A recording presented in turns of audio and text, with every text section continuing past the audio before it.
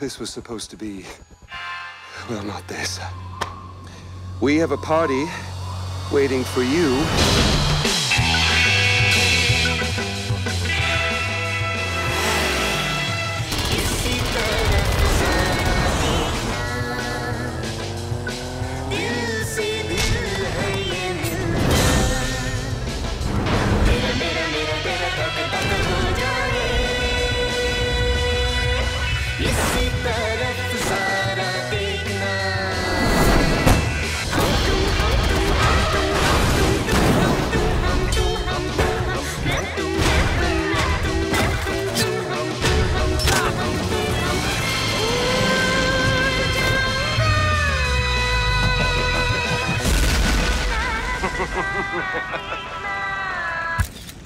Awesome.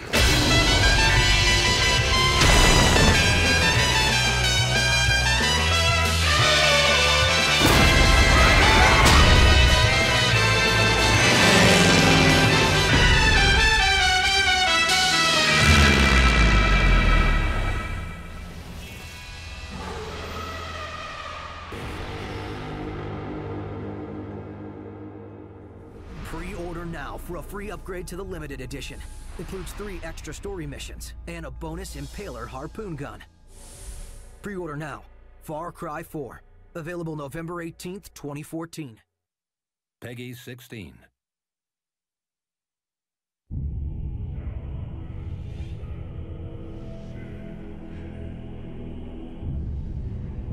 The darkness calls. 4 heroes dare to answer. Fearless champions destined to face the horrors below. Warrior, Valkyrie, Elf, Wizard. Each is uniquely skilled in battle.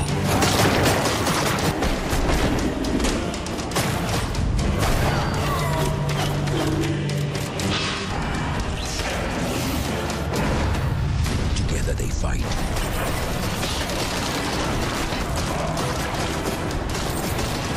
Claiming untold riches.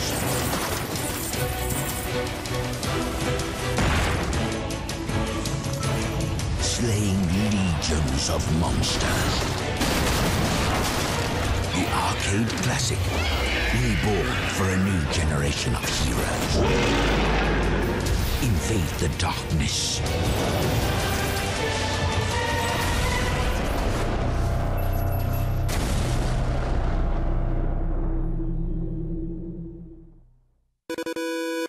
Warrior needs food badly. What is this mysterious contraption?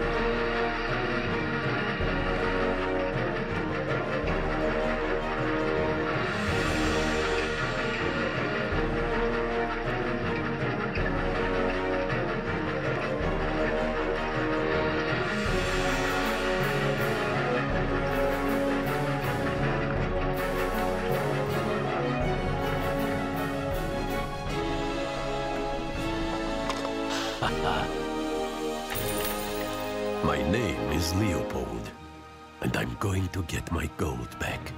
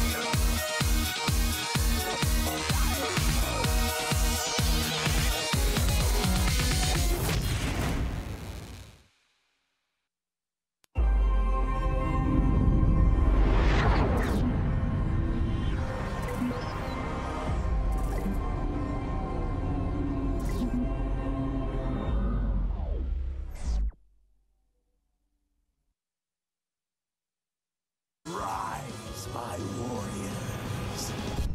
This is going to be so awesome!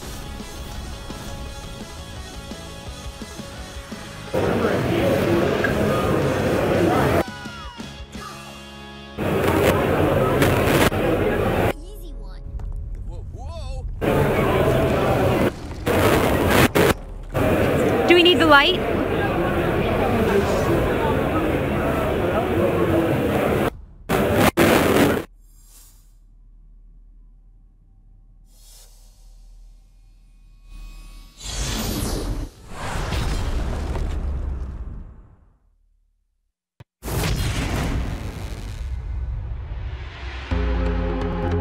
I think the next level is really cool. It's something that you can engage in and play against other people, like of your skill level. Test. I've never seen such a diverse group of games put together in one tournament. You don't have to be great at everything to still be the one who wins. What is the next level? Tell people at home what the next level is. Well, the next level is the ultimate gaming experience for anybody who's a casual gamer and just loves to play all types of video games. It's great to have competition around with just casual gamers, and it gives them the experience that Speak into my mic. players get. Okay. And I think it's an awesome Can you thing. We have 3 incredible games in our qualifying round. That's Mighty Quest for Epic Loot, Just Dance 2014, and of course, Assassin's Creed Black Flag. We're gonna have all different types of people here playing. Right. I mean, anybody, all ages, all different types of gamers, and they'll get one-on-one training with some of the developers to go through that with them. If you guys are stuck at home, I feel sorry for you, but it's okay. Because we actually do online competitions as well. Every day is a brand new final game. We don't know what it is yet. We find out just as soon as you do. Oh boy, this is gonna be a clutch moment. Are you checking? Oh, hello everybody. The winner is... Where are the trolls at? Team Trolls in the house. Just saying, Team Trolls are in the house today. For today, and this is the next level.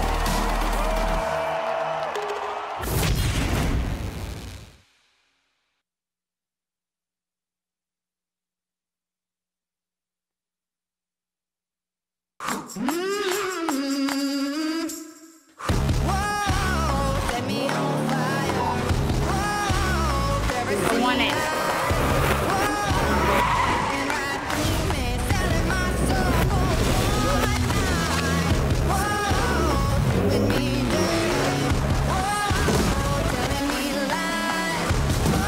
Test. 1, 2, 3. Test.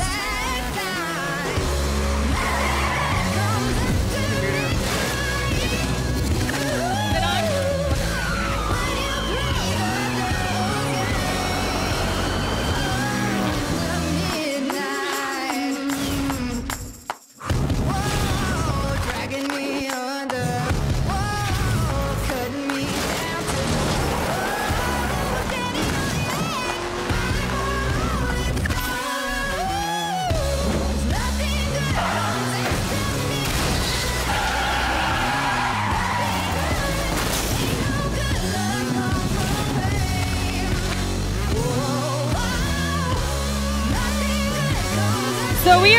for player number 14, Kouli, K-O-U Lee. Where are you at? This is your last call to get to the next level booth by Ubisoft, or we are going to be giving your place up. Kouli. Get to the stage now, sir, or I will beat you. Get over here. You're gonna miss out on over $1,000 worth of prizes. Last opportunity. He doesn't want to play. He got scared. Who is that?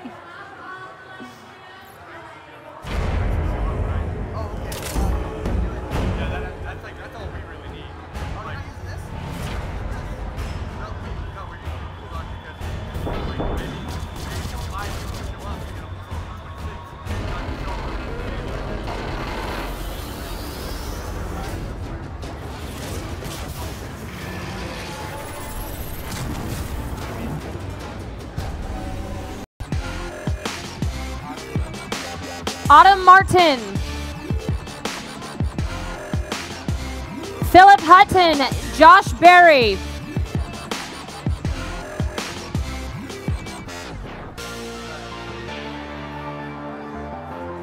Kelly Denny.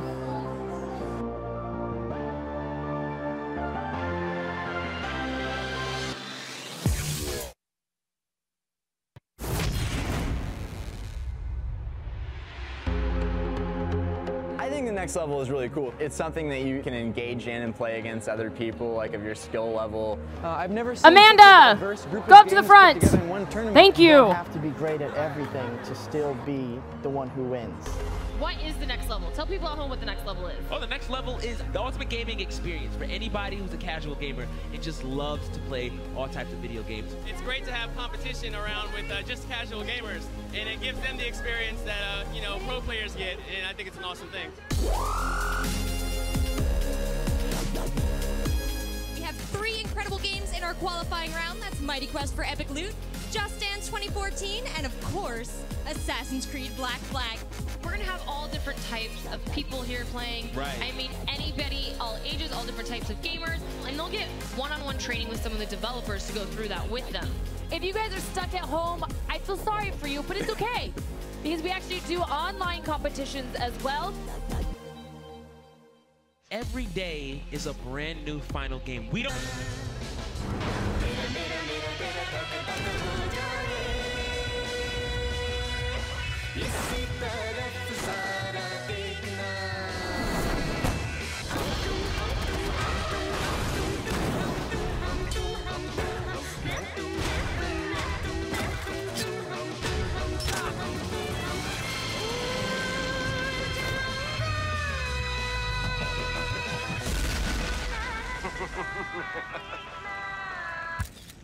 Awesome.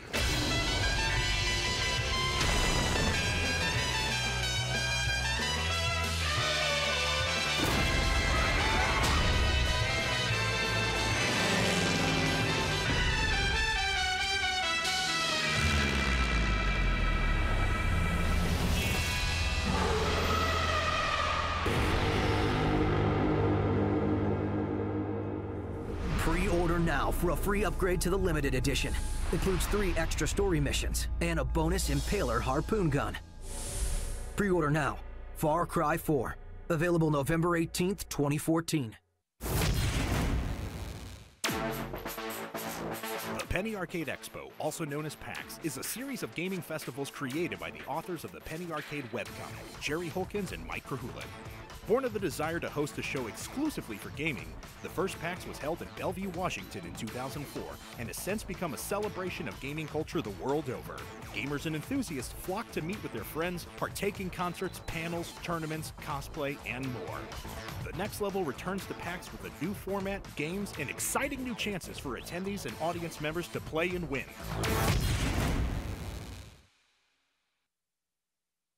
Peggy 16.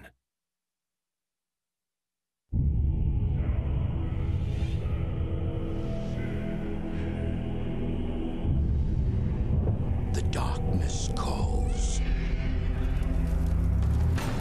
4 heroes dare to answer.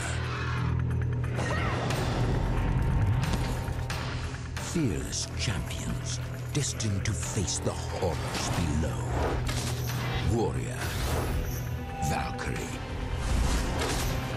Elf, Wizard. Each is uniquely skilled in battle.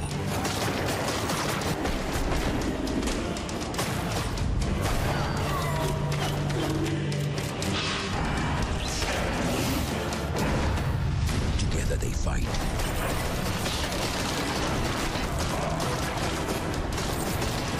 Claiming untold riches.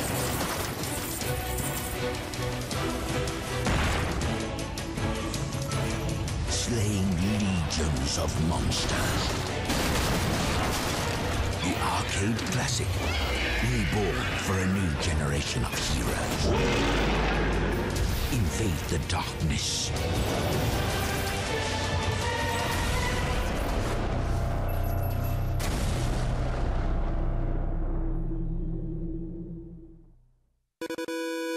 Warrior needs food badly.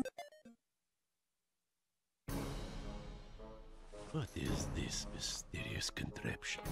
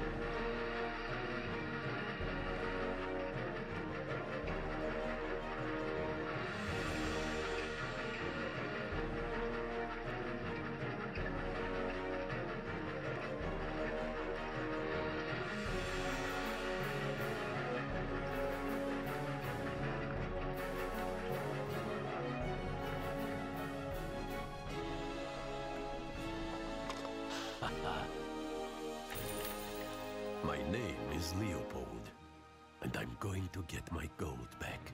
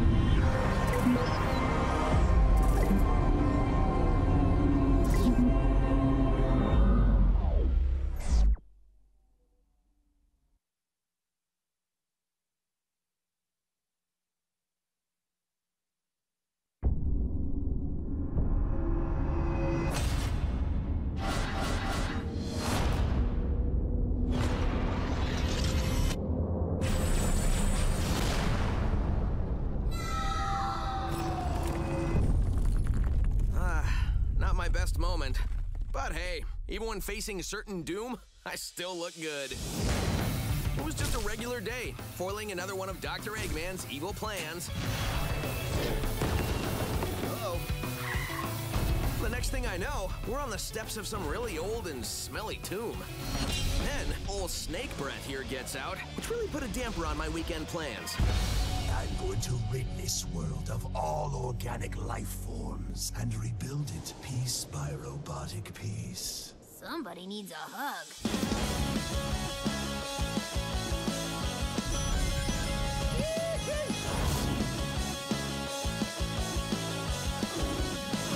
Cliff! Thank goodness we found you! I didn't know I was missing.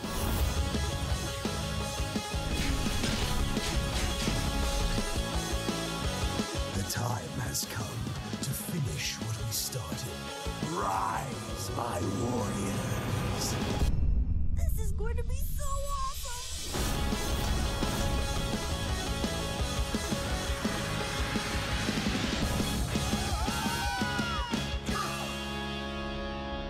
Finally! An easy one. Whoa! You just had to say something, didn't you?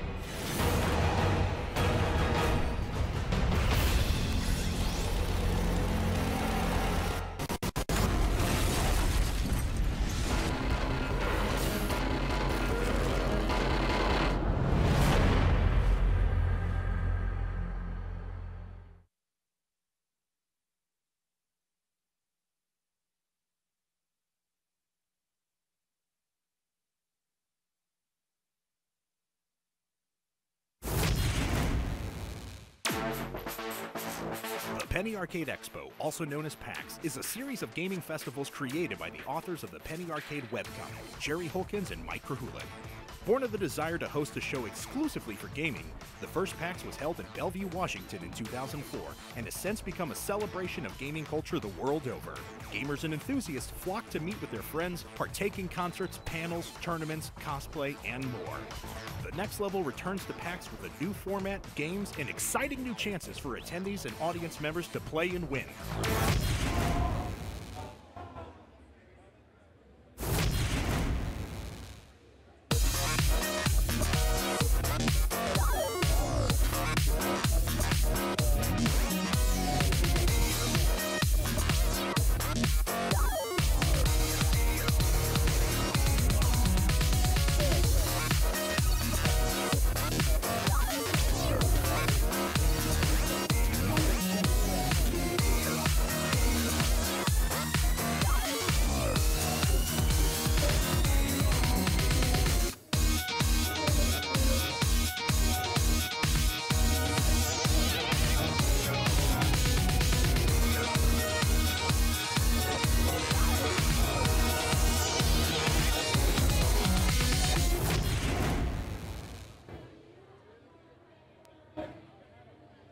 What is up, everyone, and welcome to the Next Level booth here at PAX Prime. I am Kevin Naki, joined alongside by Anna Prosser, and over the course of the next 4 days, we're going to be giving away a ton of money to charity. We're going to be having some awesome competitions where fans like you are going to win some amazing prizes. Anna, why don't you let us know a little bit of what's going on? I would love love to, Kevin. I'm so excited to be here, and we are just surrounded by so many gamers and people from geek and gamer culture that are here celebrating at PAX. And the cool thing about the next level is you can be a part of this competition as long as you just come and show off your skills. So all morning, people have been coming here, playing the games here at the next level booth, and we have a top 16 of the players with the highest scores, and they are going to collaborate with our celebrity judges to win the day. Now, if they win the day, the players themselves will get a prize package that includes both next-gen consoles, an Xbox One and a PS4, as well as some amazing computer peripherals and parts.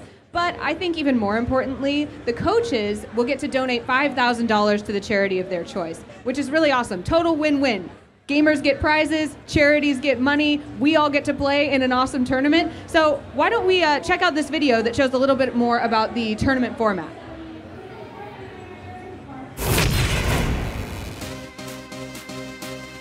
Creating a one-of-a-kind experience for gamers, the next level brings competition for everyone and inspires the motto that anyone can play, compete, and win.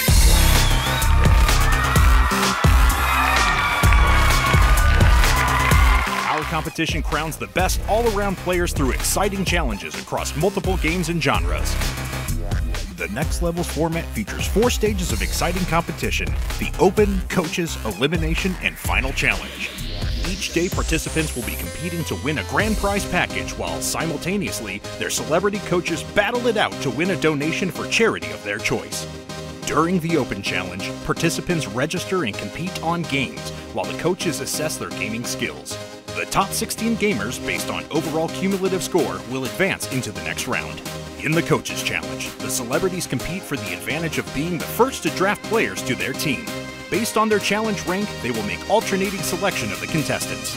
The Elimination Challenge steps up the game as coaches strategically select players on their team to compete in each round until the last remaining finalists stand.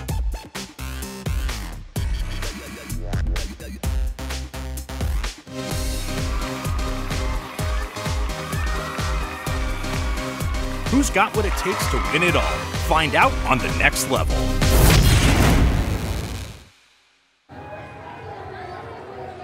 All right, we're gonna get the action started today with the Coaches Challenge. Now, the coaches don't just get to coach, they don't just get to sit back and watch, they've got to compete as well. And what they're competing for is the right to choose the best players from that top 16. So, first, second, third, and fourth will get the first, second, third, and fourth picks as we go through our drafting process.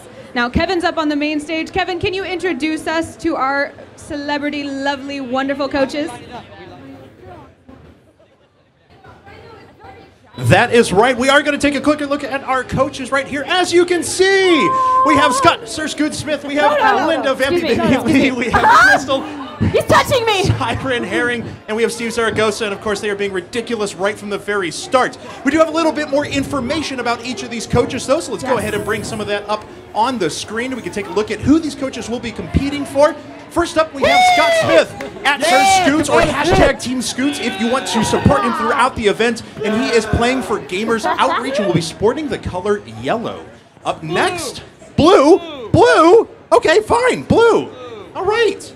Jeez. Let's go to our next coach and we will see. That is Crystal Herring, otherwise known as Siren. You can find her at Siren_FD on Twitter. Hashtag Team Trolls if you are supporting her throughout the event. She will be the color pink and will be playing for Extra Life. Pink! Team Trolls!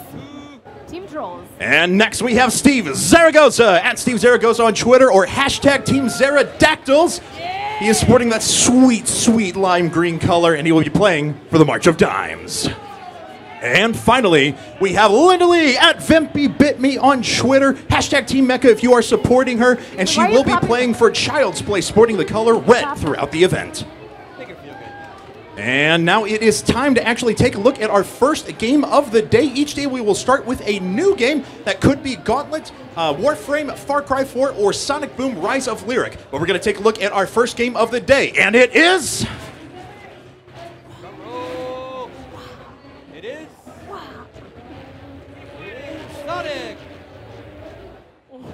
I promise you.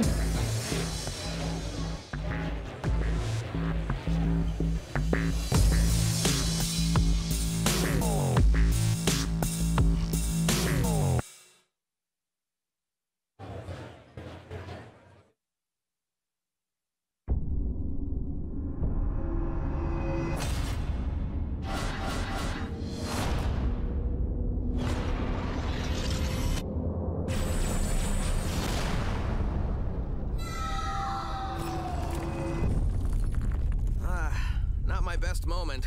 But hey, even when facing certain doom, I still look good. It was just a regular day, foiling another one of Dr. Eggman's evil plans. Uh-oh. The next thing I know, we're on the steps of some really old and smelly tomb. Then, old snake breath here gets out, which really put a damper on my weekend plans. I'm going to rid this world of all organic life forms and rebuild it piece by robotic piece. Somebody needs a hug.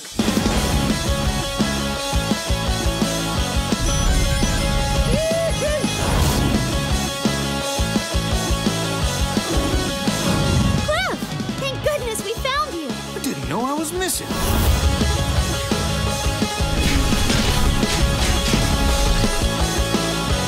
The time has come to finish what we started. Rise, my warriors! This is going to be so awesome!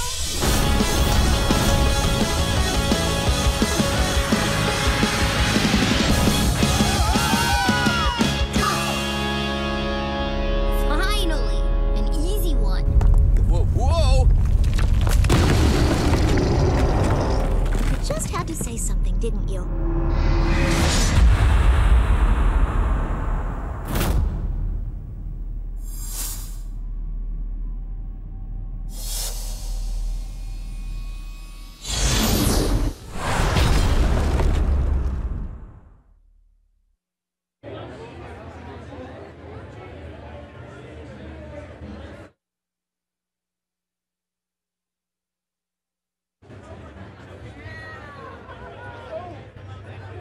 Is right. It is Sonic Boom Rise of Lyric. I'm sporting the Sonic colors today. Our competitors right now, our coaches, are going to go through a timed speed run. They are actually trying to defeat the evil Dr. Eggman. The first person to complete the challenge will actually take first place. They will get the first draft pick for our teams. Second place will get the second pick. Third will get third. Fourth will get fourth. So we're ready to jump into the game here in just a second, and I believe we actually have up Derek from Sega here to say a couple of words about the game before we actually jump in. So, Derek, how are you doing today? I'm doing great. How's everyone else doing? How's PAX doing out there? You guys having a good PAX so far? All right. That's what I like to hear. So, Derek, what do you do over at Sega? Yeah, I'm a senior marketing manager at Sega, working on Sonic. Awesome. So the game that we're actually taking a look here is Sonic Boom Rise of Lyric. Can you tell us a little bit about it and what makes it so cool and unique? Yeah, so Sonic Boom Rise of Lyric is a totally different approach to Sonic that we've seen in the past.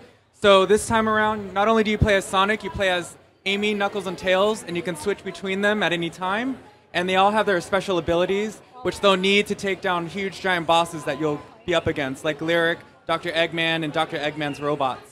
All right, well, we are going to see that in action here in just a second as we have that Dr. Eggman boss battle ready to go. So this game is actually going to be coming out very soon. Can you let us know a few details about where people will be able to get their hands on the game? Yeah, so Sonic Boom Rise of Lyric comes out on November 18th, and if you pre-order at GameStop, either this game or Sonic Boom Shattered Crystal on the 3DS, you'll get a Sonic Boom game-inspired action figure with your pre-order. Awesome. Well, we'll certainly look forward to that, but thank you very much, Derek. We're going to get into the game here in just a second. We're going to see which of these coaches are going to take first place in this speed run. So if everyone is ready, let's go ahead. Oh, we've already got some trash talk going on here, and I believe I heard tell of an alliance amongst our coaches already before things had started. Now, I can't confirm or deny this yet, but I don't know. Everyone's pointing fingers now, but we're ready to jump into the game. So let's go ahead and get into it, guys. All right. It looks like everyone is getting started. Of course, this will be the first to complete the speed run. Did he already start? And this is a multiple stage boss fight, as a matter of fact. We got a chance to actually take a look at this yesterday here. So our players are jumping into the game right now. We can take a look at their progress up at the top of the screen. You can see Sir Scoots right there. He is loading into the boss fight right now. And you can see that evil Dr. Eggman there ready to go. So you do actually control all four characters, as Derek was mentioning before. So you default to Sonic, but then you can use the D-pad on the Wii U to switch between the individual folks. Now, Dr. Eggman has a lot of really crazy abilities at his disposal. You saw a giant shockwave right there, right? So he's out the range from himself. He fires off these rockets, and what you want to do is you want to run away from these rockets, let them fall harmlessly to the ground, snag one of them with the A button, and launch it right back into Dr. Eggman. But of course, the entire time, he's going to be sitting there and trying to prevent you from doing just that. And it looks like Sir Scoots gets a couple of shots very quickly right there. This is a multiple stage battle, so it's not just going to be over the first time you knock him down. There's 3 shots to the head, and as you can see, Dr. Eggman is a little bit worse for wear right now. So everyone's going to have their chance to use their beam, and if you activate it with one of the characters, all the rest will follow suit, and he falls to the ground. And let's see here. Taking a look, Scott actually beating up Dr. Eggman right now. Well done. And now he's back for stage 2. So now it gets a bit more complicated now. They're firing rockets, but now there's a bunch of enemies that you have to watch out for. Of course, this game is being played on the Wii U right now. Will be available on November 18th, as Derek mentioned before. But Dr. Eggman starts to move now. He's out on the map, and it actually you need to start getting a little bit of strategy here, because wherever his rockets go, that's where you're going to want to send one of your characters, right? But as soon as you do that, in this second stage, now Dr. Eggman is going to start flying after you. So sometimes you want to beat him out a little bit, jump over to another one of your characters, and then start picking up some of those rockets. It looks like Scott, though, very nice job there with, I'm sorry, we're actually watching Zaragoza now. Very nice job with Sonic. He's going to pull Dr. Eggman down one more time. And that is actually going to activate the next stage of this fight as well. So I don't know why Sonic's running away. He should probably just punch Dr. Eggman. There it goes. So Steve decides not to jump off the stage in futility and actually does end up hitting the boss. Well done. All right, so he's on to the next stage as well. Things are going to get a lot more difficult soon, as you're going to see. Mayday! Mayday! So now, Dr. Eggman's not just coming after you. He's not just throwing down his little rockets. Now, he's going to start launching bigger enemies at you. And on top of bigger enemies, he's going to charge you. And on top of charging you, he's going to slam the ground. He's going to send out a shockwave. So you've got to find a way to pick up rockets in the middle of all of that. Very nice job avoiding most of the damage there. See, there it goes. It does land one shot. Looks like he gets a second as well, and a pretty efficient run here. Taking a look at all of our players, we're all roughly at about the same level right now. But Steve is actually in a good spot. If he can activate one more shot, he will actually start to pull Dr. Eggman to the ground once again. And he does not get off that shot. Unfortunately, takes a foot to the head. I do not want a foot to the head from Dr. Eggman. That seemed terrible. Plus, I think we decided yesterday his feet are invulnerable. We're wondering why he didn't just make the whole suit out of his feet.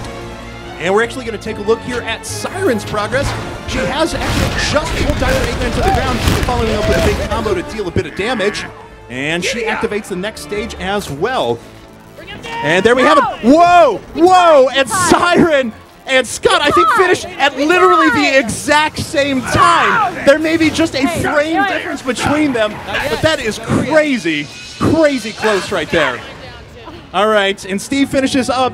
Looks like it's, but Linda, I think you like loaded in late to the game, right? So this isn't fair. Oh. It's literally a tie. So I'm going to claim shenanigans there. Unfortunately, Linda didn't have the greatest opportunity, but it's okay because this is just to determine the order of players here. And do we have an official? Oh, wait! You do have to pick up a gem at the end. Scott was first in picking it up. That means Team Scoots is going to get the first pick overall in the event. Very well done. Very well done. Scott, a couple of words. That was close. She forgot about the gem. It's crucial, you know. Sonic has to pick the gem up at the end. Yeah. But you know, take the first win. It's good. It's good. You got any trash talk for your competitors right now? You know, I mean, yes and no. Like we all want to win for our charities. So, you know, we're colluding. Maybe we all win a day. It's not going to happen that way. I'm hopefully going to win a lot of money for Gamers Outreach. But these are all great people. You know, some I knew before, some I didn't. So, you know, the only trash talk is, as I said in my little intro, you know, I'm here to chew bubblegum and kick ass. And guess what, Kevin? I'm all out of bubblegum. Yeah. Ooh, all right. So Scott throwing down some words there, but he is going to take first in this challenge, which means he will have the first pick in the event right now. We are actually going to run to just a quick break, but when we come back, we are going to go through the team selection and start the elimination challenge rounds here at the next level. Don't go anywhere.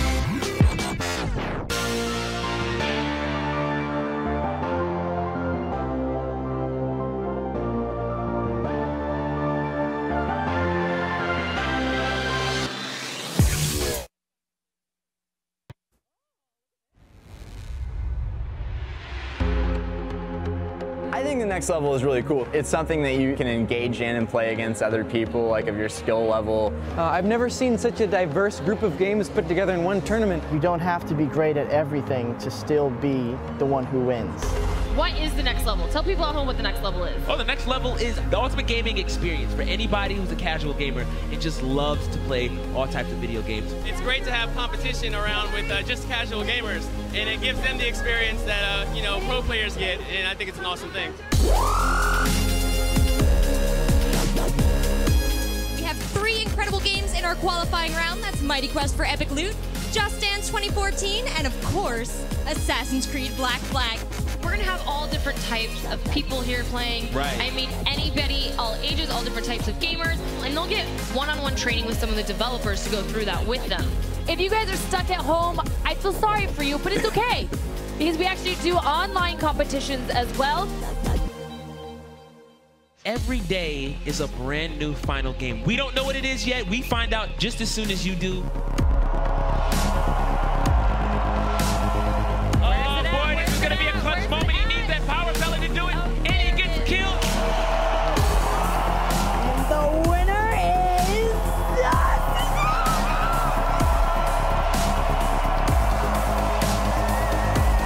This is your champions for today, and this is the next level.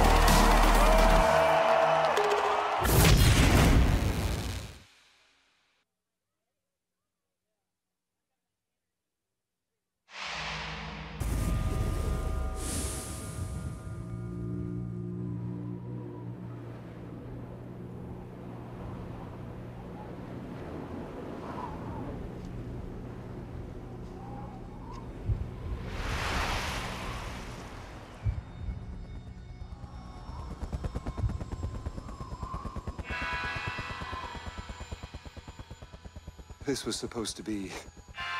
well, not this. We have a party waiting for you.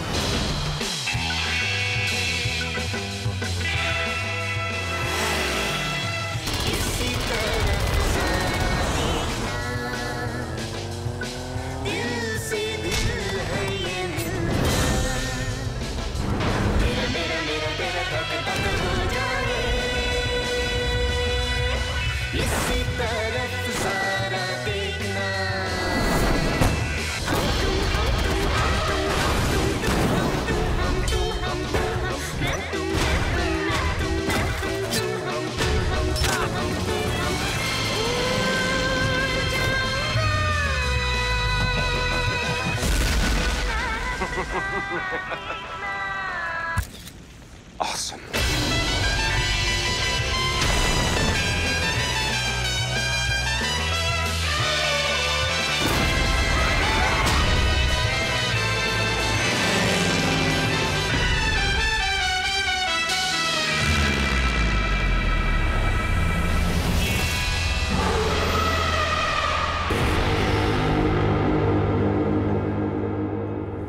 Pre-order now for a free upgrade to the limited edition. Includes 3 extra story missions and a bonus Impaler harpoon gun. Pre-order now. Far Cry 4. Available November 18th, 2014.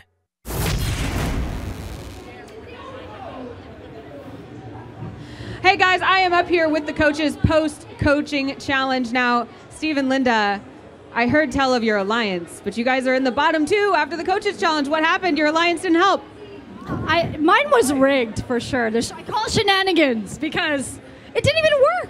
I heard Sir Scoots might have been, hiring somebody to take you down backstage. I think you have the right idea. There's a lot of talk about your shenanigans, Scoots. What about you, Steve? What happened to you? I mean, look, 3rd is just as good as 1st or 2nd, so I'm feeling pretty good right now. I mean, as far as alliances go, the only thing I can say is that Linda and I are the noobs here. Like, we got some veterans that we're competing against. Veterans.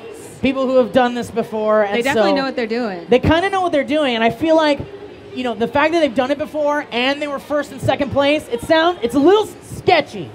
I see. Slightly sketchy. That's all I'm gonna say. Well, shouldn't you feel honored? You know, you guys are coming in as noobs to compete against first and second. Like, you must have skills that we don't know about. I think you're trying to downplay your skills. Oh, well, I haven't brought out the big guns yet. Absolutely not. I got a game genie that I plan to stick into the consoles at some point. Well, we are going to be here for more than just today, so maybe, Right. you know, maybe we're going to see some sleepers Oh, that are for going to come sure, alive for sure, tomorrow. yes. Well, I think we'll surprise people. Well, let's talk to the top two. I mean, they're accusing you guys of all sorts of foul play here, but are we really just looking at a case of you guys are better gamers and they're just... I think we just know Sonic. Yeah, it's one of my favorite games. We talked about it earlier, how much I've played it over the years. Never. I did, though, practice this level quite a bit yesterday and today, just because I don't play Sonic that often. So, again, luck of the draw. Her and I literally were photo finish with that gem at the end, and I remembered the gem, and so I grabbed my controller back. Are you a little salty about that, Crystal? I'm actually really salty because in my training I didn't hear that part. So I was sitting there more pissed off that we tied. And then he was like, I got it! And I was like, damn it. I was off stage yelling, the crystal! And you're like, what? I am My Crystal. name's Crystal, so that doesn't work. Exactly. It's okay, it's okay. Well, I mean, Give it to second you. is not a bad place to be No. in. And, you know, we're going to move right into our team selection here soon. So let's check in with Kevin. Kevin, can you explain to us what's up next?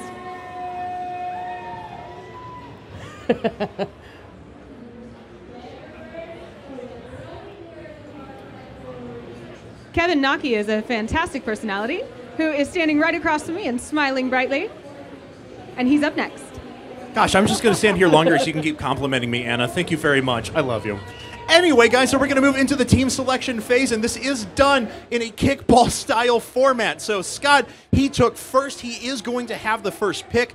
Crystal will be going second. Steve will be going third. Linda will be going fourth. We will continue to do that over and over again until we have all 16 players, and we will be moving into the elimination challenges right after that. Let's actually take a look at our top 16 players before we decide them, as we do have a little graphic for you guys that shows them off. There you are. So Josh Feldman, congratulations to you already. You did score overall the highest in the event so far.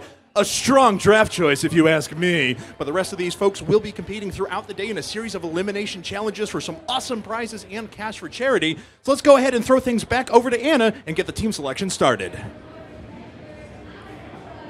All right, Scoots, it is up to you. You get the first pick. What's going into this pick? Who did you scout? Well, again, to defer to what they did say, I did do this at PAX East. And Siren has done a lot of the broadcasting of all of them. So we immediately recognized people that I recognized from PAX East, she recognized from PAX East and earlier, PAX Prime. We've got PAX Prime champions here from a year ago. Wow, some And returners. the very first guy I saw today when I came to the booth this morning, which again, I came down before all of them to do my own scouting, was Chocolate Thunder. This guy is amazing. Luciano was on my team several times, PAX East. Very close, we never won it. So he's the first guy I'm grabbing. All right, let's You, hear buddy. it. Let's hear it for Luciano. Woo! Come on up. All right. We have our first pick for the blue team. Now it's the pink team with Crystal. Now, Crystal, you're also looking for returners, is that right? Yes and no. I know way too many of you guys either from playing games with you online, seeing you at events, but what I have to do this time is Flame Hopper's girlfriend is here. Wow. And we're gonna do Team Pink. I know, sorry Casey, maybe in the next draft pick. We've got this girl. All right, awesome. Now, Steve, it is your turn. And maybe you don't recognize any of these people, but how did you choose your pick? I mean, that's the thing. This is my first PAX. This is my first rodeo here. I don't really know what I'm doing. But I feel like I made a split-second decision. I like the idea of pitting girlfriend against boyfriend. Oh. So I'm going to pick Casey here. Wow. There you go, my man. For Casey. I shouldn't have said anything. Boom. We're All right. gonna do it. Strategy. Oh. All right, now Linda, you have the fourth pick, Yes. which is the last of the 4 judges, but you still got an amazing... I actually know a few of these guys, and I think that I know exactly who I'm going to pick first. All right. Yes. And who is that? Long, right here. Yes. Long, come on up, let's hear it for Long. Yes. Why did you pick Long, Linda? Because he's a geek like me. That sounds like a good reason. Yes. All right, now Scott, it's back to you. Are you still seeing some faces you like out there? Absolutely. Also a guy from PAX East. Robin, you're up, buddy. Let's hear it for Robin. Thank you, mate. Awesome. All right, and Crystal, who are you looking for? This is hard. There's too many people. Okay, so strategy-wise, I'm trying to think because they all got to play on different types of games. So I know, Nodmac, that you play against Casey in other games. So I'm going to put you on his girlfriend's team just to piss him off. Oh, wow. We got have this. a narrative arising I wonder here. if that means I gotta go for you, man. All right, now Steve, your opposing team, girlfriend versus boyfriend. Who are you going to add to that team? I mean, I don't know. I need someone that knows those people personally. And I need someone that has like a lot of, they need higher stakes in this than just simple gaming. It's got to be personal. I'm looking at this guy right here. All right, who's that? Is that Josh? Josh, you're in, buddy. Let's hear it for Josh. You're already wearing green, so we got good luck here. Perfect. All right, now Linda, people are picking based on game skill. They're picking based on personal feud. What are you going to pick on next? I think that I'm going to pick a color that's against Scoots. Okay. Yes. And this guy right here, Mike. All right, come on up, Mike. Yes. That logic is flawed. The logic is flawed. All right, so we have 2 players on each team. We get 2 more on each team. Scott, who are you looking for now? All right, did someone grab John yet? I was getting a shirt, so no one grabbed John, right? The number 1 guy? Where's John at? He's gone. Who grabbed John? Was it Oh, John? you're John. He's Okay. already back. I thought you were Josh. Sorry. I got him. Now we get to that gray zone. Now you're having to make some guesses. These are people you don't know, right? I heard some things about him and his FPS, so I think I'm taking Chris. Oh, damn it. All right, Chris, for your FPS skills, come on up. Hey, Chris. There you go. And head right back over there. All right, Crystal, so you've picked some people that you know have particular skills. What kind of skills are you looking for now? I also need, I have an FPS player. I need someone that knows how to play Gauntlet. Far Cry's got a little bit of FPS in it too. I really wanted Chris that you just picked, so I'm kind of bitter because I play games with You him. shouldn't leave your notebook laying around. Hey, yeah. Who are all my... All right, we're going to do right back here. The one that's turning around. I can't see your name tag. Who is that? Drew! Let's hear it for Drew! You're wearing a Machinima shirt, so I know you know your games, so you're on my team. Real Good men strategy. wear pink. Yes. Real men wear pink. All right, so we're getting down to things like noticing personal traits to Yeah. make sure that they know the games that you're going to set them to playing. So what personal traits are you looking for? What idea have you got next? I mean, I think Crystal had a good idea of picking someone who's good at Gauntlet, who's got like kind of the Diablo skills. Is there anyone here who's got like some mean Diablo skills right here? All right, you're in, buddy. Get All over right. here. What's your name, my friend? Jeremiah. All Let's right, hear it for Jeremiah. You're in, wearing buddy. green. Boom, we're gonna win. Let's win it. All right, Linda, what's coming up I've next? been eyeing this girl right here. What's that? Yes, she should be part of this too. All right, come on Yes. up. What's your name? LaRasia? LaRasia, Yes, let's hear it for LaRasia. Thank you. Oh, yes, very LaRasia's nice going to be wearing red. All right, final picks. It's down to our final 4. Now this is important. Pick the right So, one, Scott. 1, 2, 3, 4. Okay. This guy obviously is confident. It's Sean. He's wearing his name badge on his head. Hey, Come on up. he's got a unique Smash style. Brothers Let's hear it towel. for Sean. Smash Brothers towel. Yeah, Exactly. never forget your towel. You got to do what you got to do in the man. draft to get noticed. Gotta head So up right down Sean over has a good strategy there. All right, Crystal. I'm going to take Amanda. I've seen you at some other events. I know we're going to go up against your husband, so we're going to kick his ass. Wow, all We're gonna sorts of Josh, you're out. Just couples saying. drama. All right, 2 more. Steve, Okay, who's so your pick? we got these guys. Anybody else left? Just these 2 guys? We've Okay. got Mason and Tyler. I need your guys' best pitch for why you think you're a better player to choose for the green team. Linda, he's got you on his shirt almost. What? It's almost on the shirt. Oh, really?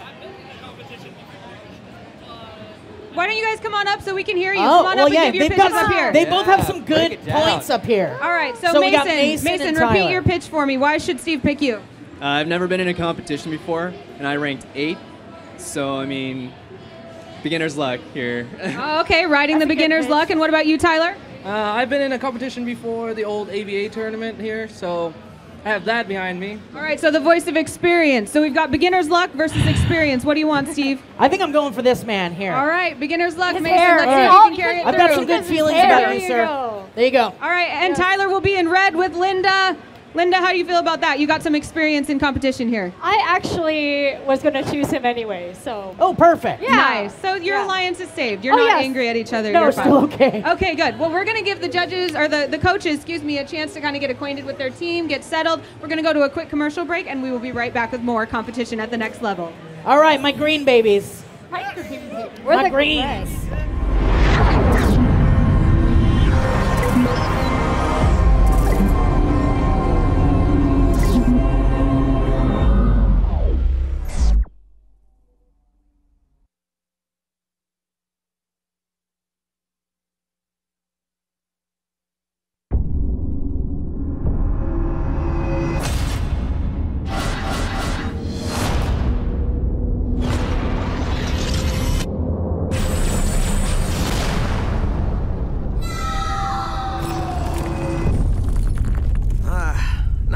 Moment.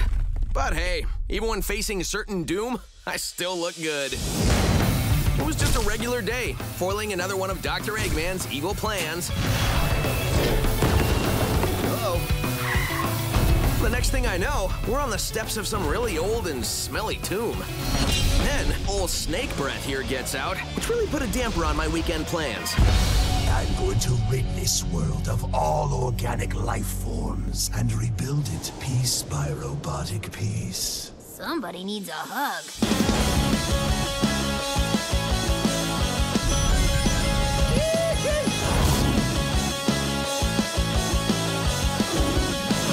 Cliff! Thank goodness we found you! I didn't know I was missing.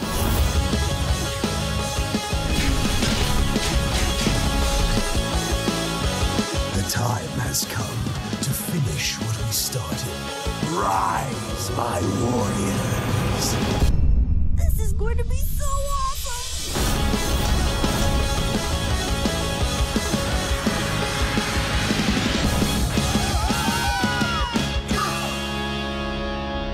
Finally! An easy one. Whoa, whoa! You just had to say something, didn't you?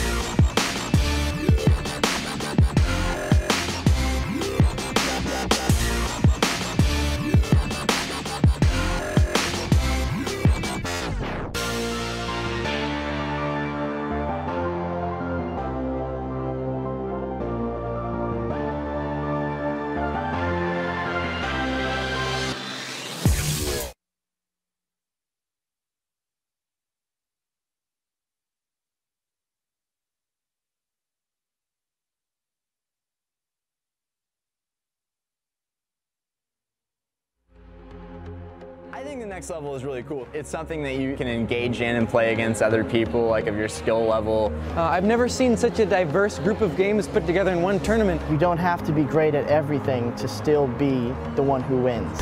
What is the next level? Tell people at home what the next level is. Oh, the next level is the ultimate gaming experience for anybody who's a casual gamer and just loves to play all types of video games. It's great to have competition around with just casual gamers, and it gives them the experience that pro players get, and I think it's an awesome thing. We have 3 incredible games in our qualifying round. That's Mighty Quest for Epic Loot, Just Dance 2014, and of course, Assassin's Creed Black Flag. We're gonna have all different types of people here playing. Right. I mean, anybody, all ages, all different types of gamers, and they'll get one-on-one training with some of the developers to go through that with them. If you guys are stuck at home, I feel sorry for you, but it's okay. Because we actually do online competitions as well. Every day is a brand new final game. We don't know what it is yet. We find out just as soon as you do. Oh boy, this is gonna be a clutch moment. He needs that power pellet to do it, and he gets killed. And the winner is...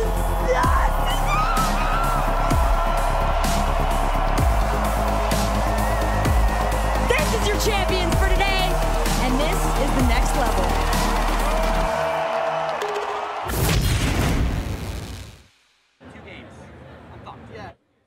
Welcome back to the next level here at PAX. Ladies and gentlemen, we are ready to move into our first elimination challenge. Just to recap what's happened, though, our coaches have already competed against each other. Team Scoots came out on top, and so he was able to grab the first draft pick here. But our teams are now selected, and we're ready to move into our first challenge, which is actually going to be Sonic Boom Rise of Lyric again. We'll see how these competitors can actually do here fighting for their teams. Now, of course, one of these players will stand strong. The first person to beat the speedrun will advance into the finals today. To give you guys a quick look, though, at everything that's going to be happening over the course of the next few days, let's take a quick look at this format.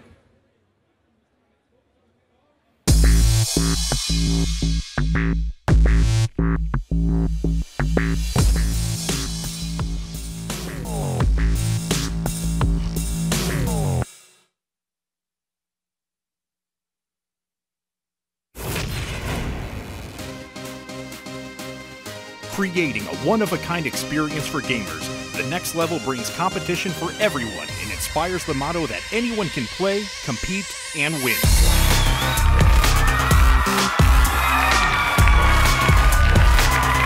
Our competition crowns the best all-around players through exciting challenges across multiple games and genres. The next level's format features 4 stages of exciting competition: the open, coaches, elimination, and final challenge. Each day, participants will be competing to win a grand prize package, while simultaneously, their celebrity coaches battle it out to win a donation for charity of their choice. During the Open Challenge, participants register and compete on games, while the coaches assess their gaming skills.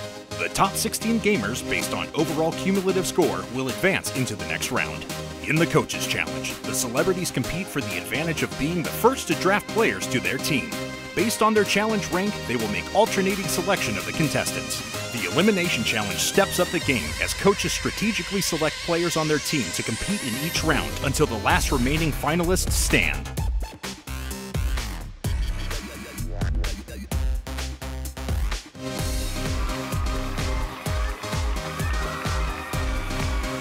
Who's got what it takes to win it all? Find out on the next level.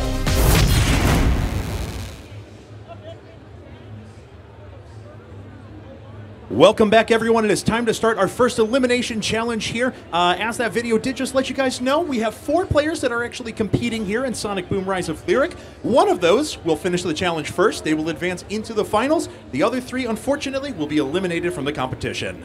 All right, so we're going to move into our games here in just a second. Anna, have you been enjoying things so far? We've got It's been fantastic. we got like boyfriends and girlfriends going against each other, coaches, alliances. Jeez. I love that reality show drama. I want to see tears. I want to see anguished cries. I think we're going to see all of those today. And what's really cool is that the judges just had a chance to play this game. So now they're frantically coaching up their players and saying, "Oh, don't do this. I did that. No, try to do this. Grab the rockets faster. Be sure to grab the gem at the end." those kinds of things. You know, that gem kind of came in important last time, a little yeah. bit. So I think we still have a little bit of saltiness from Siren on that Poor one. Crystal and her crystal. Yeah, aw, poor. All right, so we are going to move into this game here in just a second. As you can see right up there, those are our 4 players. Team Scoots, Team Trolls, Team Pterodactyls, Team Mecha. Do make sure you guys hashtag those on Twitter to show your support for one of those teams. Again, the way these elimination challenges work is pretty interesting. We could theoretically have one coach with all 4 players in the finals at the end of a day. Yeah, that would be exciting, and they would have a guaranteed win in the finals. They wouldn't even have to worry about it. But I guess the goal is to make sure that your players win as many games as possible to give you as many chances as possible to win that final challenge. All right, so we're actually gonna, Steve, need you for just a second here. So what sort of tips are you imparting to your team right now? I've got Mason over here on Sonic, and essentially what I did was I kind of chose everyone based on their skill level for each game. Now Mason over here seemed very confident that Sonic was his game. So I've been watching him, he's got good skills, I gave him a couple of tips. This guy's a lightning rod over here. He's just catching all the lightning, and it goes right into the game, and he's doing it. Wow. Yeah. Wow. I cannot wait to watch this performance. Yeah, he's great. He's a good man. I'm going to be rubbing his shoulders off camera. Oh, nice. Just caring for the physical and emotional needs of your players. Absolutely. I mean, I'm here for them, whatever they need. You know, soda, drugs, I'm here. No drugs. No drugs. No drugs. No, just soda. Just soda. Just soda. Only soda. That's all you provide. Of course. Well, Soda Man Steve Zaragoza coaching his team into the next level. Should we check into some of the other coaches? Yeah, absolutely. Who you got over there? Crystal, what kind of special knowledge are you imparting to your player here? So it's kind of funny. I had Mr. Weird, who's behind me on Scott's team, teach me all of his tricks earlier before he knew what team he was on. I probably shouldn't say that now. Scoots does not look happy about that. Who's going to be playing for our team Trolls. So our biggest, I think, competition is going to be Mr. Weird for Scoot's team. So we got to just make sure everything he told me, I told her. Nice. So So we're you know all using his his tricks. strategy, pretty much. Are you feeling pretty confident, Amanda? A little, but my husband's on the opposing team, so. Do you usually win when you play games against him, or is it pretty even? It depends on the game. But okay. Mario Kart and stuff, that's the only one I'm really good at. Sonic, we're good at that one too. Okay, great. So you've got some good confidence against your husband here. Yeah, I think, too, the hardest thing has been not knowing who you're going to go up against. So when we were trying to figure out, I'm like, okay, you're going to play Sonic, and then I saw they put Mr. Weird up, and I'm like, okay, you got it, girl, you got it. You have it. This is all you. Good, so scoping out the competition is kind of your strategy trying here. to. Everybody got up here last minute, so it's a little, hey, calm down back there. So We've got a rivalry going on over it. here. All right. Well, should we check in with Linda? Yes, we absolutely should. So, Linda, I have a couple of questions for you. So what sort of wisdom are you imparting to your player right now? Oh, man. So I'm pretty confident, Mike. He's good. I think he got this. Oh, Yeah. all right. Any special tricks up his sleeve, or is he just Yes, a we madman do. when We it comes to can't these? share Oh, We're not going to tricks. tell. Okay, Yes. And the other strategy. players might hear. The other players might hear if you share the tricks. I know. That's why I'm like, hey, this is my player. Secrecy. No. So Yes. I've heard tell of that secret alliance between you and Steve Zaragoza right now. Right. Is there any sort of teamwork here? Are you guys sharing tips amongst each other to try and give yourselves I an edge can't up? tell that either. Oh, I'm sorry. all right. Very Yes. secretive over here with Yes. Linda. Linda's kind of playing things close to the chest over here. I've noticed that, as a matter of fact. She is in it to win it. He's so. going to win, though. He's going to do great. I'm very confident, Mike. All right, awesome. What about Scoots? Scott's over here collaborating with his team, trying to stay secretive as well. But I know we can get him to talk. Oh, we up? We can always Ready get for us? Scott to talk. Sorry, we're strategizing. Oh, I know. What are you strategizing? Are you going to share anything with us? Well, the funny thing about it is she thinks he told him everything, you know, that, and he's got some things in his pocket, right? Wow, some tricks up your sleeve, eh, Robin? Yes, sir. Well, what kind of tricks are those going to be? Can you give us even like an inkling of why you're going to come out on top? No, you'll see in a few minutes. Okay, all right. So Wow. we've got some secrecy backstage here. We're keeping No things. kidding. This is like the look of a cold killer right there. I The know. Sonic Boom Rise of Lyric is serious business right now to Robin. I love it. All right, guys, well, good luck. It looks like we are going to be ready to start the game here momentarily. So I'm certainly looking forward to this. Again, guys, this is the first of 4 elimination challenges that we're going to have today. One of these players will complete the challenge first. They will advance into the finals that will be played later on this evening. And the other 3, unfortunately, will be knocked out They will of the get tournament. The boot. That Dr. Eggman boot. Yes, the indestructible Dr. Eggman boot. I don't understand why I didn't just make his suit out of his Don't boot question material. Dr. Eggman. I'm He's a questioning him diabolical actively genius. right now. I don't know if he's a very smart man. Where did he get his PhD? He is fighting against a hedgehog and 3 friends. So That's a fair his sanity point. may be questionable. That's true. I don't know of any evil force that could take out 4 hedgehogs, to be totally honest. I mean, I've right. never met a blue hedgehog except for Sonic. obviously. Neither have I, to be honest. Although I've met a lot of hedgehogs named Sonic, though, as a result. All right, guys. So let's go ahead and jump into the game here in just a second. I actually think we can switch over to the view of our players, and they're actually jumping in right now. So let's go ahead and get into it, and let's see what our players are going to do. It looks like we are getting started. We're started on this side. All right, well, let's chat about the game before we get that Awesome. started. So we got a chance to play that yesterday. What were some of the things you really enjoyed about Sonic Boom? Well, to me, it was the constantly being able to switch between characters. That's what I thought was so cool. By the time I had played the run a couple of times, my strategy started to be, well, I'm going to try and lure Dr. Eggman over here. Unfortunately, I'm going to have to use Sonic as a meat shield. And then I'm just going to switch Knuckles. And he'll run off to the side. He'll grab one of those rockets, fire it right back at Dr. Eggman. I did like that there was room for strategy here. This isn't just Yeah. something where you're just kind of wailing on a boss over and over again. You get a certain number of hits and you're done. No, this there was was that pretty tough. strategy. Yeah, and I mean, I'll share. I don't know if the players are listening, but we had your strategy yesterday that of getting, if you got stunned, you would switch to a new player immediately, so that you didn't have to wait for your stun to wear off. I don't know if I've seen any of them do that yet. Have you? No, neither have I. But I have seen some super high-risk strategies that you guys are Like doing. what? So Dr. Eggman throws those rockets at you, and they chase you. And the very safe, easy way is just to kind of outrun them, let them sit down, and pick them up afterwards, right? I saw some players that were just grabbing rockets out of the air. Like, that is super high risk. Rockets flying at them, they grab one, throw it back. If it lands, awesome. You've just done a lot of damage for free, basically. But if it doesn't land, then you get comboed by like 6 rockets, Dr. Right. Eggman's push, and his attack. So that's really tough to overcome. And that's an interesting thing, too, because you have 4 players, but I believe they're sharing health overall. So if one player dies, you die. You're done. Right. So That is it's correct. not like you can continually just use one player as a meat shield until they're gone, or just run into a field of rockets like I was doing yesterday. Yeah, I mean, I also tried to employ the strategy of jumping off the stage a couple of times, unfortunately. So, you know. All right, guys, and I actually think we're ready to go here. So we're All going right, to let's count do it. backwards from 3. When I hit 0, please do hit the activation and start the game. We will begin in 3, 2, 1, go. All right. All right, we're in it to win it. Now here's our ringer on stage, who we've heard is going to be top-notch. Robin in blue is over here with Sir Scoots. That's right, and he's the one with the special tips here. So we're actually taking a look at Robin's action now. Now, like we mentioned before, Dr. Robotnik will start with that big ol' push, but then he starts shooting rockets at you time and time again. It looks like the first salvo is about ready to pop out. And we did see that shockwave. That's something that's really important. That's going to stun you and take away from the time that you have to either run away, grab rockets, or protect others. So I just want to say, Robin is way better at Sonic Boom than I am. Like, That was a triple rocket exponentially combo better. Right there. Wow, and he's already passed the first phase with Dr. Eggman. That's right. So Dr. Eggman actually goes in a few phases. So the first one, he fires rockets at you. Then you have to use your beam to, as a team to knock him down, run up and start punching him in the face, as you see Sonic do right here. But he's still got 2 more sets, 2 more modes to go through before he actually defeats him. And I believe those beams are something that's new with Sonic Boom, the grabbing beam. Yes. I'm not positive what it's called. I'll have to find that out. But it's a really cool element that's available on the Wii U. I've got to say, this high-risk strategy for Robin is really paying off. He has done a ton of damage.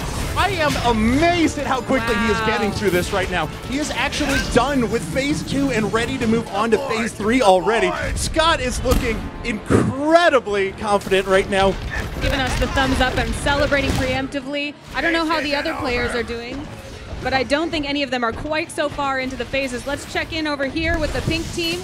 We've got Amanda. She's wailing on Dr. Eggman right here, and I believe that means she is in the 3rd phase? I think so, yeah. Oh, Robin does take a few hits there, and that may give actually a bit of a chance to get back into this. She's starting to move into the next phase of the competition here, so if she can land a couple of quick shots, she'll be right back in it. We'll be tied up. We're seeing that the quickly grabbing rockets and throwing them before they even have a chance to spin around too much is really the strategy to use. Okay, and looks like Ashley landed a couple of hits there. I think she needs one more in order to activate that beam once again and knock him to the ground and advance to the next stage of competition. However, looking around at our other players, Robin is actually one hit away, I believe, from completing the entire boss challenge. Oh my goodness. Wow. And we are seeing, of course, the Dr. Eggman robot minions coming into play here. Yes. And those do damage to you, and you can't actually pick them up. But Robin let's has see here. pulled down Dr. Eggman, and so has Amanda. Wait a second. This is actually really close now. Amanda and Robin, are they on the same phase? Oh no, and it looks like Robin has actually finished the challenge right now. He just Although has to grab see, that gem. Wow. Yeah, that gem's gonna pop up here in just a second, and Team Scoots maybe 2 for 2 in Sonic Boom challenges. Oh, whoa, Team Pterodactyl right behind, though. They're both in that last cinematic. Just need to pick up the gem, and the gem goes to Robin. Team Scoots takes the first elimination challenge. Super close right there for the Pterodactyls. Good shit. You did. All right, so guys, that does actually wrap up our first event. Team Scoots, you guys took the first 2 events, the Coaches Challenge and the Elimination Challenge. You got to be feeling confident. Yeah, absolutely. I mean, again, Robin knows the game really well. You know, the cool thing about my team is I've actually met up 2 out of 4. And before, when I was still figuring out my last pick, the 3 of them had already got together and said, what are you good at, what are you good at, what are you good at? Like, they've already figured out the system. They threw him up for Sonic. Obviously, he nailed it. There is a little trick at the beginning of Sonic to speed up the animation. He knows it. Wow. Makes a difference. So you brought in a ringer, is what you're saying. Pretty much. All right, very well done. Robin, how are you feeling right now, though? Pretty good. Went as I thought it would. Went as you thought it would. Wow. You are a seasoned next level pro, clearly here. You are 1 for 1 in challenges right now. Do you feel confident in any game that could come your way in the finals? Oh, yeah.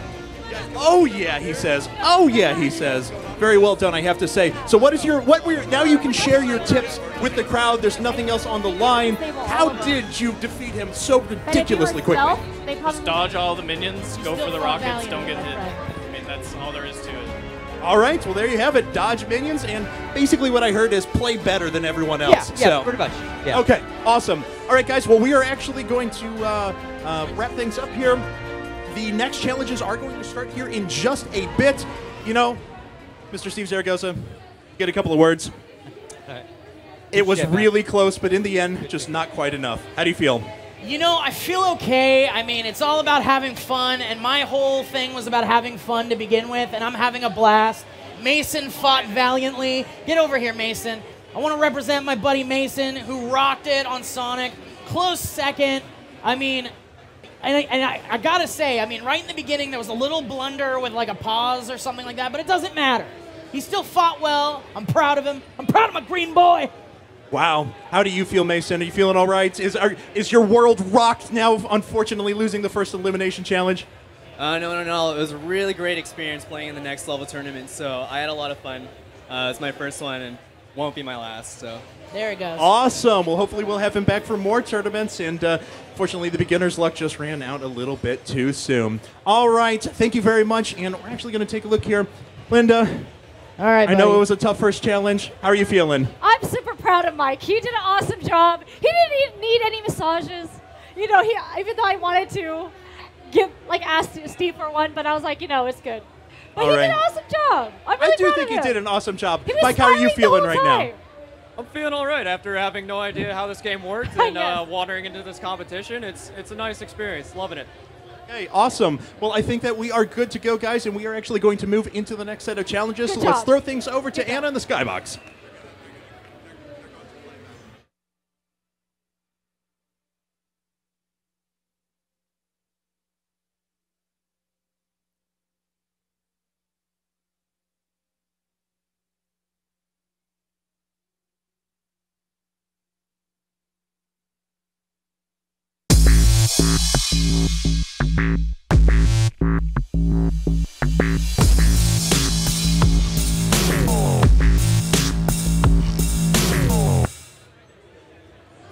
Hi there, guys. Now we're going to take a moment to step out of the next level tournament and into a brief floor challenge. I'm here in the NVIDIA Skybox. We've got some NVIDIA shields here, and I've got some new friends. Can you introduce yourselves? What's your name?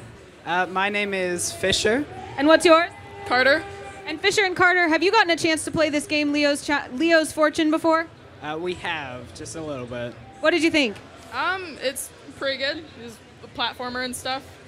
Awesome. Well, it's a mobile game. We've got it here on the NVIDIA Shield. You can get it on iPhone and Android. I played a little bit this morning. It was pretty fun. You play as kind of a fluffy little mustache guy hopping around trying to collect all of the coins that were stolen from him because his fortune was pilfered. So we are going to play a challenge here at the NVIDIA Skybox. You guys are going to be playing just the first level, okay? And the goal is to play that first level and get the most points. Now, the things that are going to be counted are how many coins did you pick up, how long did it take you, and how many times did you die. All right, so don't die. Pick up all the coins. Do it as fast as you can. Make sense? Okay, so I'm going to count down from 3. When I hit 1, go ahead and press, I believe it's A. Yeah, go ahead and press A to start your level. We'll be watching, and I'll try to give some commentary by looking over your shoulders. So just ignore me, all right? All right, ready? 3, 2, 1, go! All right, so we're getting this game started. The winner of this challenge is going to win an NVIDIA swag bag, which is going to be pretty exciting.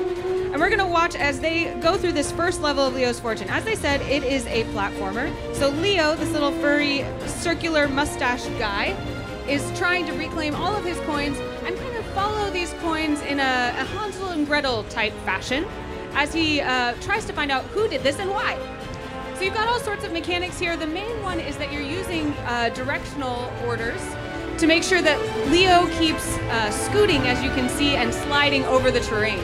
Now, there are going to be different kind of obstacles, like this one, where he's going to have to, in typical platformer fashion, make sure that his jumps can go high enough by moving obstacles, pressing buttons, changing directions, all of those kinds of things, and using the physics of this game to make sure that he can climb up these kind of walls, move in S-curves, and then, of course, he also has a jump where he fluffs himself up and he can fly across longer chasms. I believe if you double tap A, you can get an even longer jump, is what I've been told.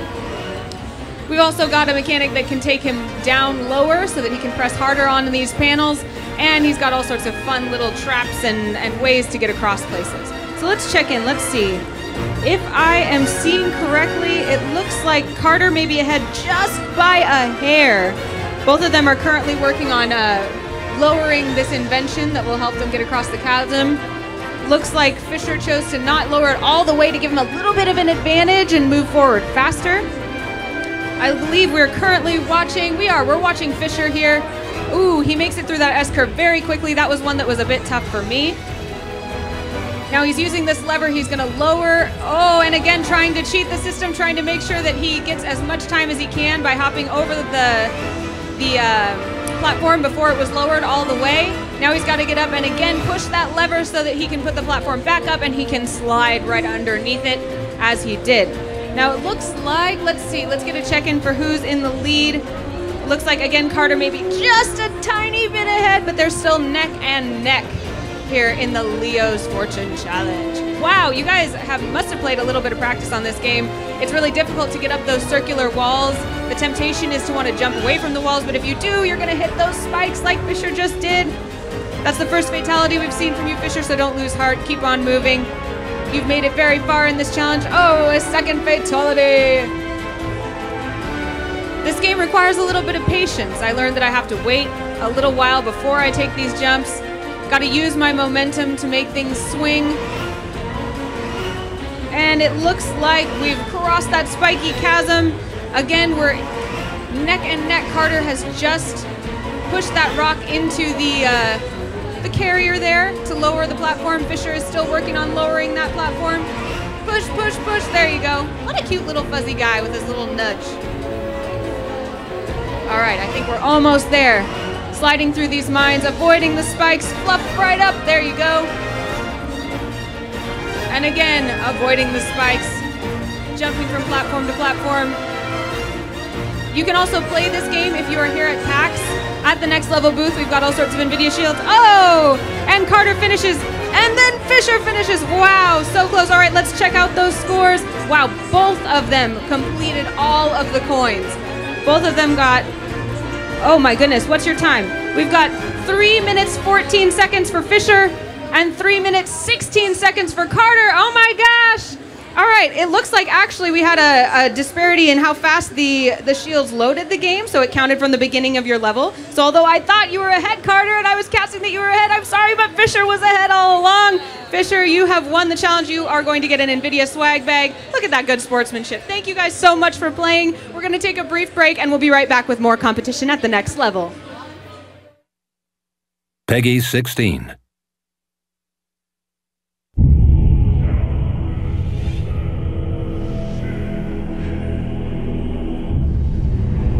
The darkness calls.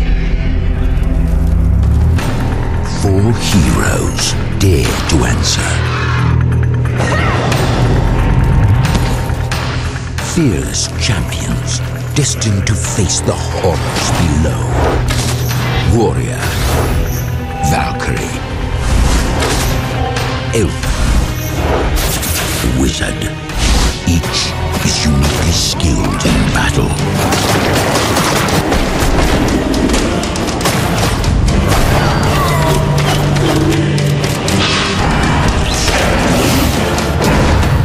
Together they fight.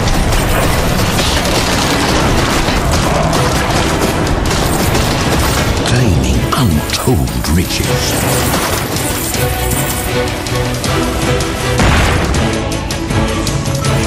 Slaying legions of monsters. The arcade classic, reborn for a new generation of heroes. Invade the darkness.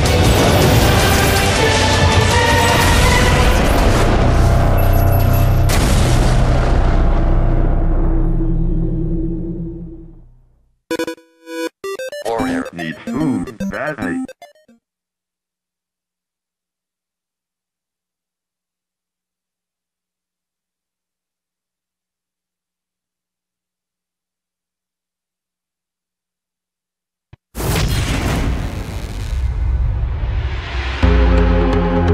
I think the next level is really cool. It's something that you can engage in and play against other people, like of your skill level. I've never seen such a diverse group of games put together in one tournament. You don't have to be great at everything to still be the one who wins.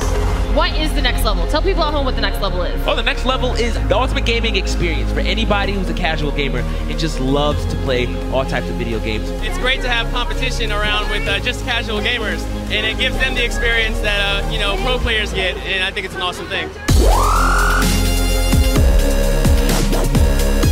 We have 3 incredible games in our qualifying round. That's Mighty Quest for Epic Loot, Just Dance 2014, and of course, Assassin's Creed Black Flag.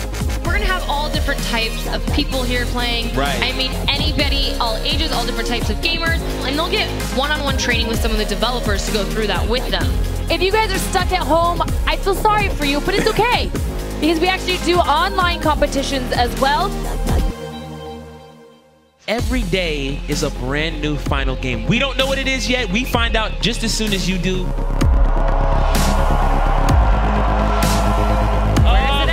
Gonna be a clutch moment. He needs that power pellet to do it, and he gets killed. And the winner is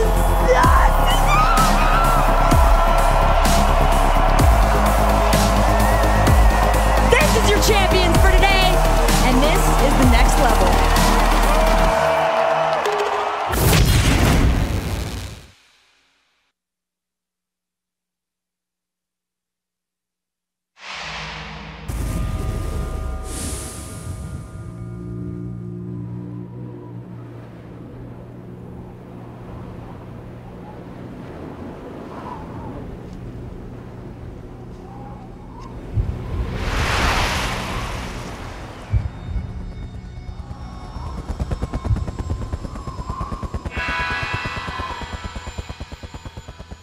This was supposed to be, well, not this. We have a party waiting for you.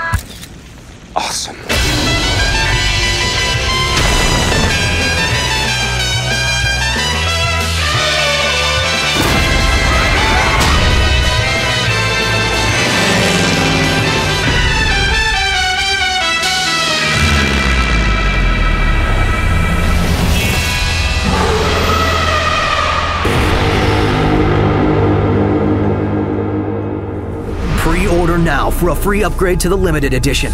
Includes 3 extra story missions and a bonus Impaler harpoon gun. Pre-order now. Far Cry 4. Available November 18th, 2014.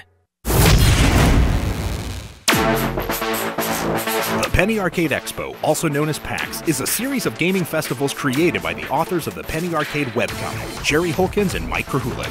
Born of the desire to host a show exclusively for gaming, the first PAX was held in Bellevue, Washington in 2004 and has since become a celebration of gaming culture the world over. Gamers and enthusiasts flock to meet with their friends, partake in concerts, panels, tournaments, cosplay, and more.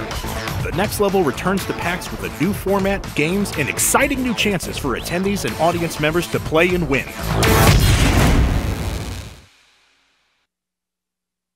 Peggy 16.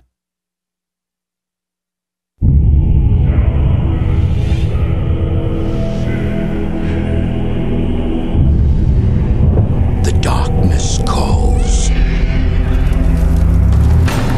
4 heroes dare to answer. Fearless champions destined to face the horrors below. Warrior, Valkyrie, Elf, Wizard. Each is uniquely skilled in battle.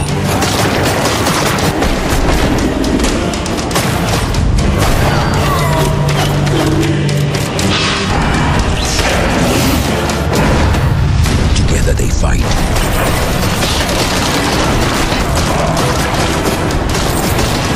Claiming untold riches.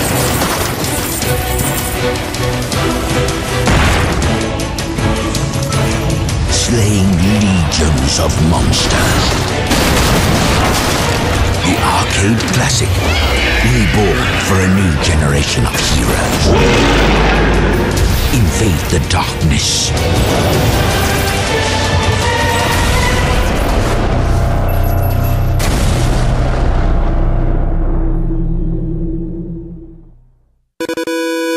Warrior needs food badly.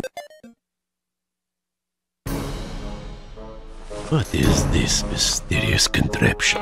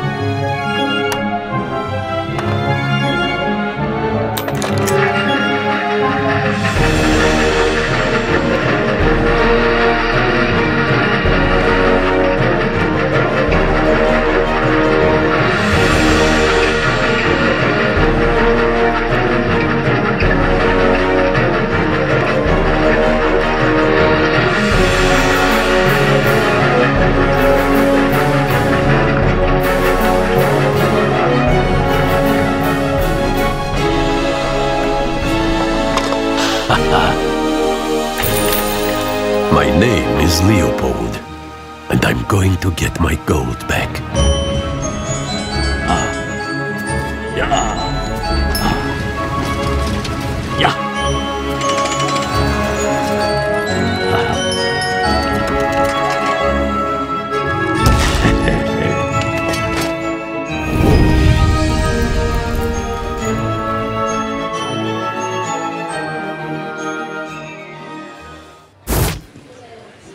Hi guys, I'm here in the Next Level booth with the lovely and talented Linda Lee. How are you doing today?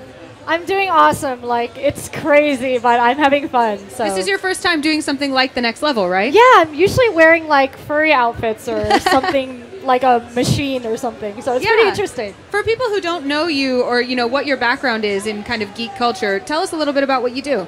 I started out making costumes really young, and my first PAX was like 2009, and I was cosplaying like Morgan, and that's when I first started like actually wearing costumes to cons. And now I do it full time, so it's pretty fun. So you make your full-time living off cosplay, right? Yeah, I'm a jester full time now. So yeah, it's pretty cool. Very awesome. Yes. So, what is it that you love about coming to cons dressed in costume?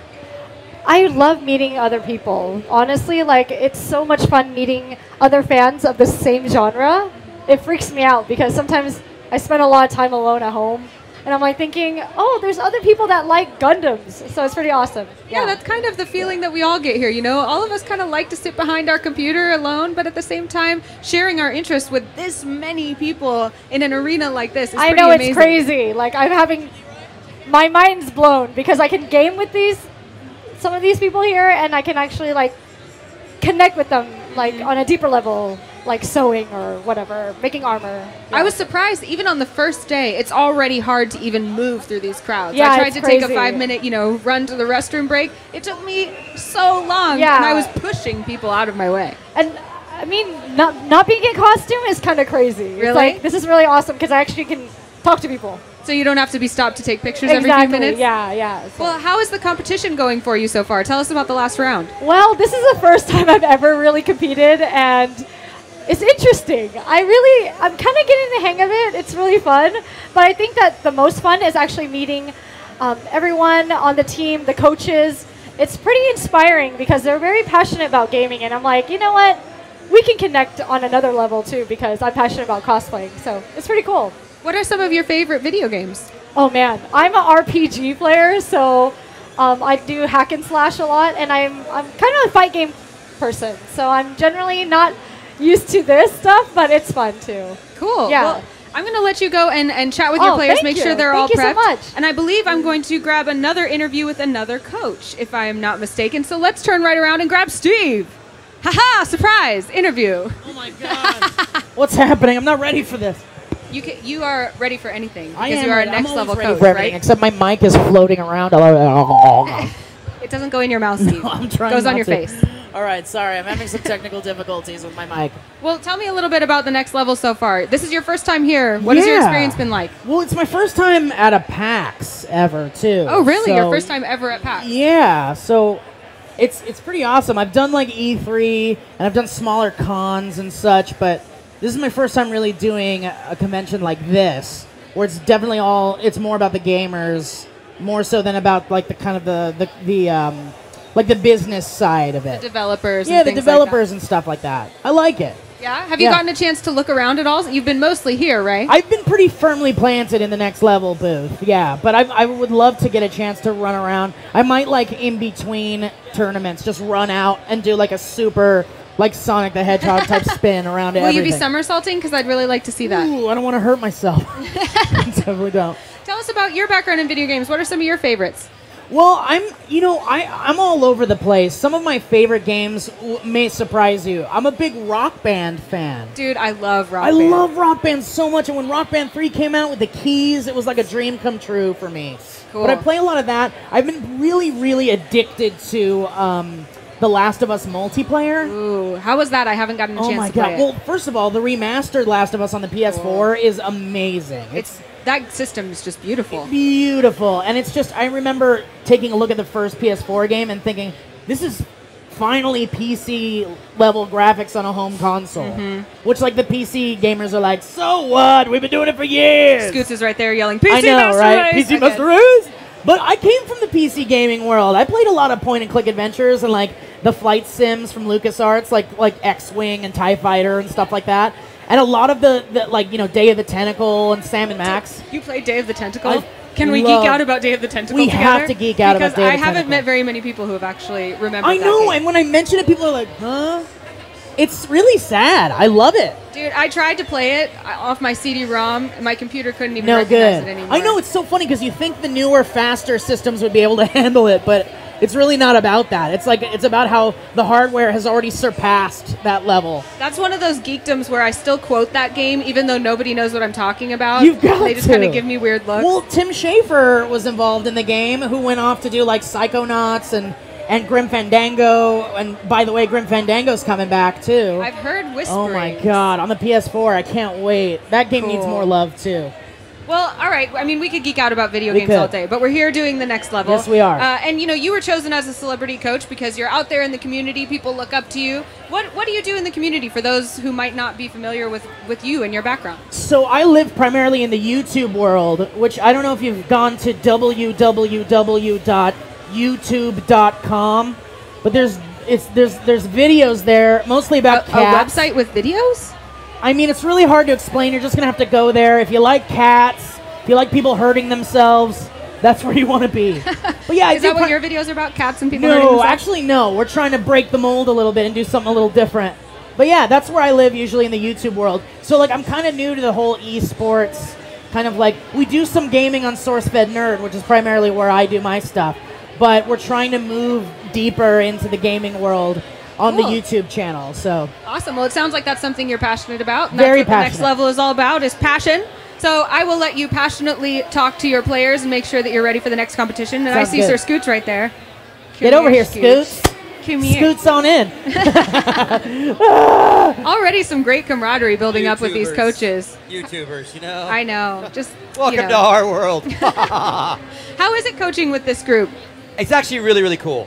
Again, much like the first time, they put together a very wide variety of gamer types, personality types, and again, this one is just as cool as last one.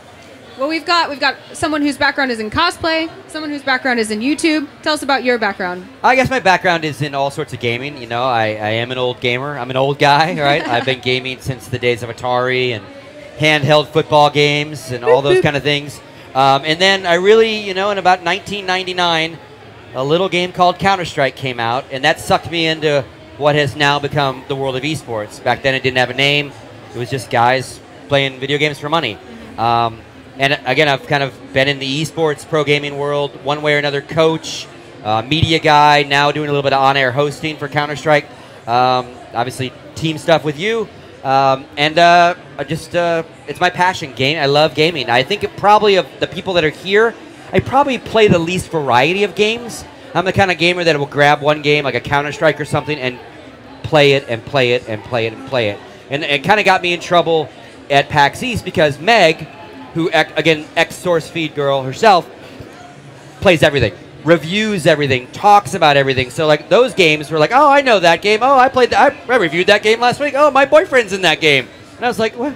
Where's Counter-Strike? Where's Quake? Where are the games I know? Bring me my esports. Yeah, and this one's a little different because we're actually competing as well. Last time we didn't compete at all. We just randomly decided who got the first draft. And this time we have to play them.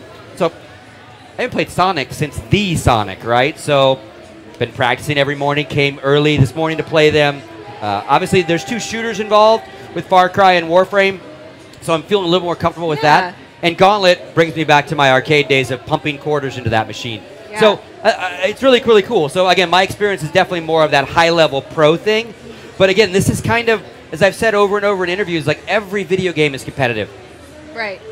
98%. There's obviously some very story-driven games that have nothing to do with competing with anyone. But you're playing your buddies on the couch, you're online, all these different games. And it gives these guys an opportunity to have that elevated level of pressure and hopefully success. They can win good stuff.